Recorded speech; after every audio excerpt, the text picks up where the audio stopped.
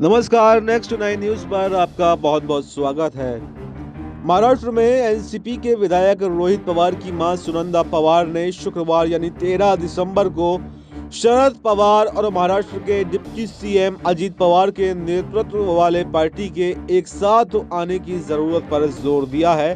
सुनंदा पवार ने कहा है कि जब वो विरोधी गुटों को एकजुट करने की जरूरत पर बात करती हैं तो वो सिर्फ प्रदेश के लोगों और पार्टी कार्यकर्ताओं की भावना को लेकर ऐसा कह रही हैं। सुनंदा पवार ने कहा कि एक संयुक्त परिवार ताकत है और जिस तरह से लोगों को लगता है कि परिवार को एक बार फिर से एक साथ आना चाहिए, तो मुझे भी ऐसा ही लगता है कि सालों से पवार परिवार की पीढ़ियां हर सुख दुख में एक साथ रही हैं। पुणे में मीडिया से बातचीत करते हुए सुनंदा पवार ने कहा कि डिप्टी सीएम अजीत पवार, उनके बेटे पार्थ, रोहित पवार सभी पूर्व केंद्रीय कृषि मंत्री को बधाई देने के लिए एक साथ में आए थे। जब वो गुरुवार को 84 वर्ष के हो गए थे। जन्मदिन का जश्न नई दिल्ली में शरद पवार के 6 जनपद स्थित आवास पर आयोजित किया गया था। सुनंदा पवार ने आगे कहा कि उन्हें परिवार की ओर से एकता के इस प्रदर्शन में कुछ भी राजनीतिक नजर नहीं आया।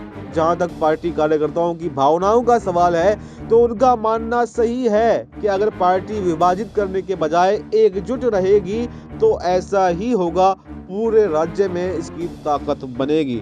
रोहित पवार की मां ने कहा कि मैं पार्टी कार्यकर्ताओं की इन भावनाओं का सम्मान करती हूं। कार्यकर्ता पार्टी के लिए महत्वपूर्ण हैं और नेतृत्व को उनकी भावनाओं को समझना चाहिए।